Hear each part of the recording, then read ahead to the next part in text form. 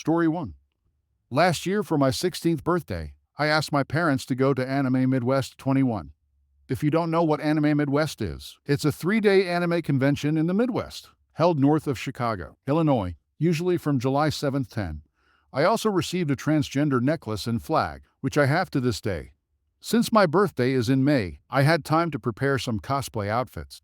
I quickly became fond of Overhaul, a villain from My Hero Academia, and Eren Yeager, the main character of Attack on Titan. They were both from my favorite Japanese anime. Note, this was a 3-day convention, but I chose to go as myself. This was before Illinois went into the whole COVID ordeal.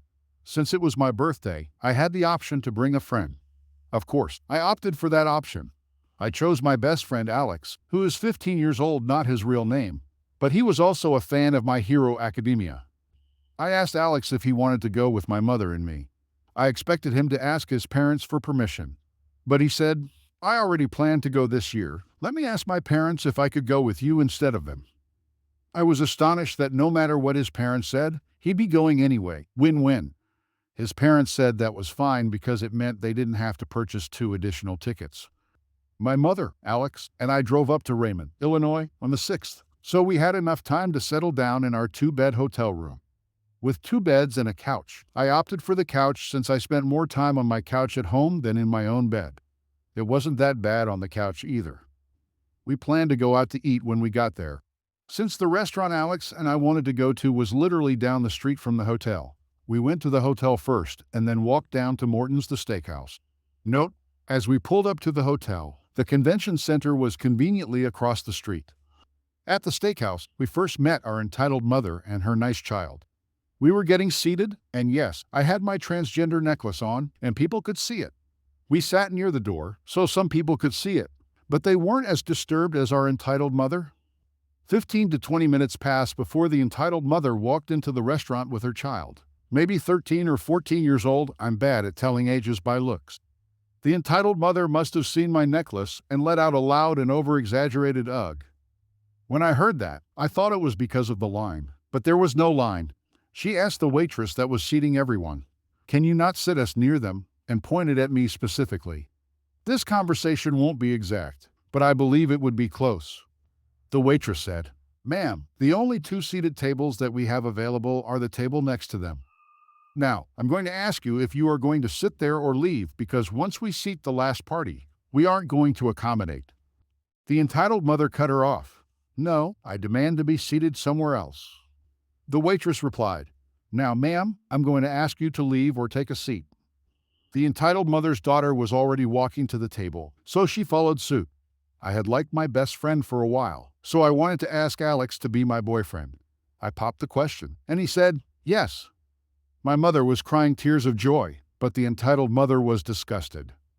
The entitled mother said, "Ugh, you are disgusting." My mother responded, "Lady, please leave us alone." The entitled mother continued, "No, your child is disgusting, and I don't want him to give it to my daughter as he did with him," and pointed to Alex. Now I'm going to point out that this part is a bit fuzzy, so some stuff isn't exact. My mother replied, "Now, lady, you don't tell us to leave. If you are so disgusted, then you leave."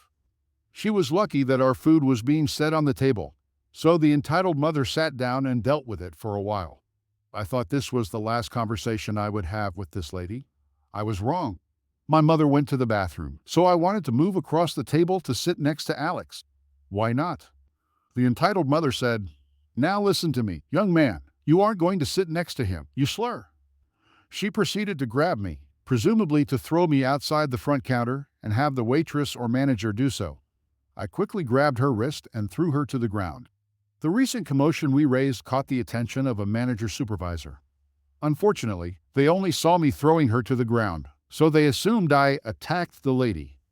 Soon after, my mother came out of the bathroom, and a couple of police officers walked through the door. I knew the procedure, put my hands up and face away from them. I didn't until I was told to because I wasn't sure if I needed to. As some of you might guess, I was cuffed and escorted to one of their cars. They wanted to get statements and watch CCTV footage. Since I was in the car, I gave my statement last. I told them everything you just read before the officers walked in. with other statements pointing at the entitled mother as the aggressor and the CCTV footage pointing in the same direction. I informed the officer dealing with my cuffs that I was 16. They asked for my ID to confirm, which I provided. Again, I thought this was the last run-in I'd have with her. Wrong once more. The first day of the convention started, and we bought some manga, plushies, poppets, and cosplay items. I conveniently encountered the entitled mother's daughter. She asked me where I got my plushies. I had to take off my mask to speak. I pointed, and that was the end of it. Wrong. The entitled mother saw us talking and ran up to me and slapped me. The entitled mother said, "You are not going to talk to my daughter, you pedophile." Her daughter didn't have her nonsense after what had happened the night before. I thought to myself, "Which, you call me a pedophile? You were nearly arrested for assaulting a minor." She apparently heard me. The entitled mother replied, "I'm not such a thing. You assaulted me." Ugh, I swear this woman is mental. Again, we caused a scene and caught the attention of security. Luckily, I wasn't put into handcuffs. The statements again pointed to her, and it was good enough to call the police. To sum up this story, because it's long, and I don't want to make it any longer as I'm tired, the entitled mother was arrested for assaulting a minor and was banned from the convention for the following 3 years. We got free tickets to the Maid Cafe My Choice, and were given free merchandise from some nearby venues that encountered the whole situation. Best 3 days of my life. Story 2. Neighbors and members of the Homeowners Association went door to door soliciting votes to ban rentals in the neighborhood. They got the required 2/3 votes needed to change the covenants, conditions, and restrictions. They failed to mail out any notifications I don't live in the neighborhood. I had agreed to let my tenant out of his lease 1 month early since I was planning on selling, and he had already purchased a new home, and I had the house under contract. The Homeowners Association president posted on the neighborhood Facebook page that everyone had received the proposed amendments, not the case. When I was 4 days from closing, they announced the new restrictions on the Facebook page. As a result, the buyer backed out as it was an investor who would not be able to rent the home for at least 24 months.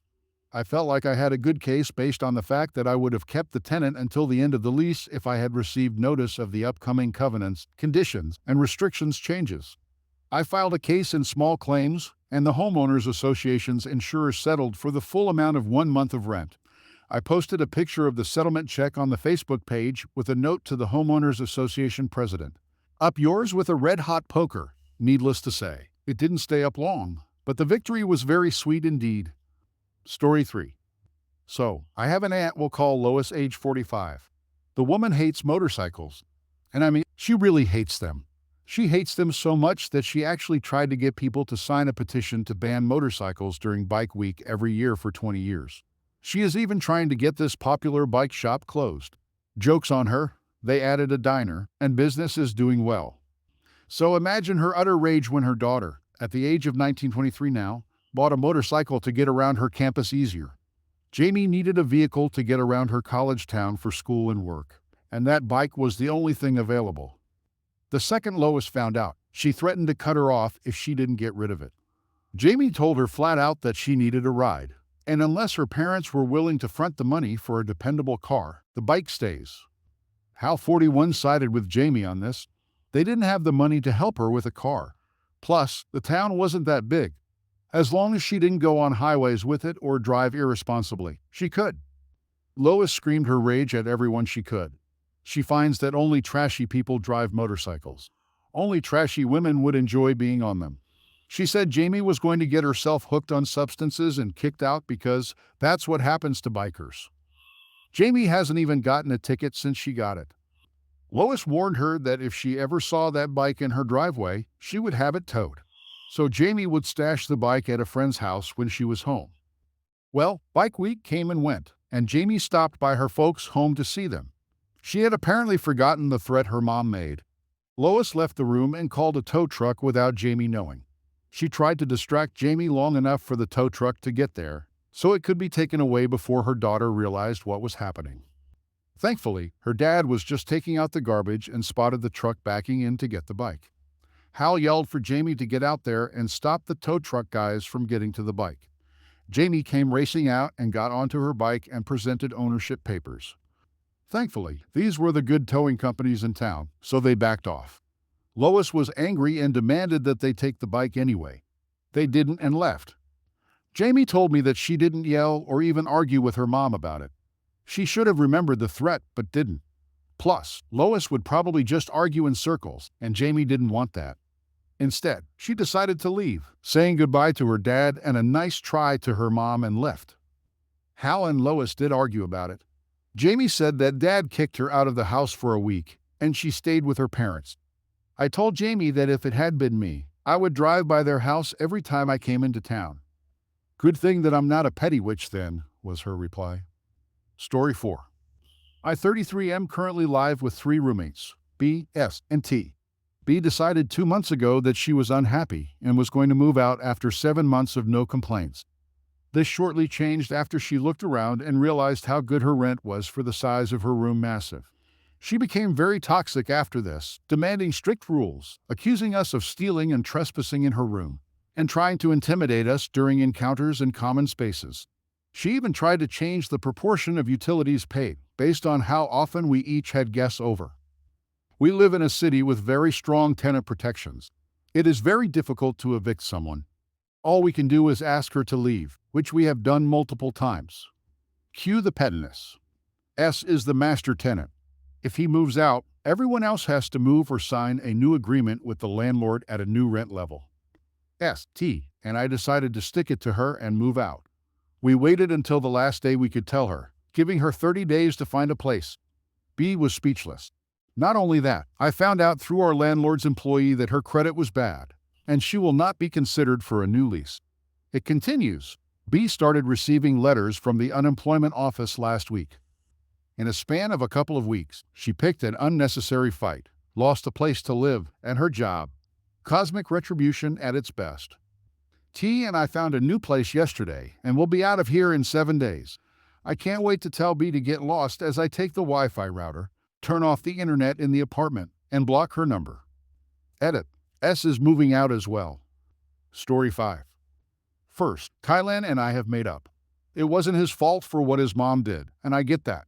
Secondly, after telling the entitled mother's husband about what had been going on and him getting angry at the entitled mother, he took me to the station to get things sorted out and asked how I wanted to move forward. I haven't really decided what I'd like to do at the moment, but I'm leaning towards just money for compensation or something. 2 days ago, the entitled mother also showed up at my house demanding for me, but I wasn't there at the time. When I did get back home, I saw her standing there waiting for me. My mom said she stayed there the whole time waiting for me. I went up to ask her what was going on and why she was there. And in response, I got a huge glob spat in my face and a whole bunch of yelling. Honestly, it took a lot of restraint not to yell back at her, but I calmly told her to get away from my mom and my house. Eventually, she did. Update again. Finally, after tons of comments, I'm going to take this to court. The entitled mother's husband has given me a good injury attorney that I can talk to, and my mom needs to help me fill out the documents once I get there.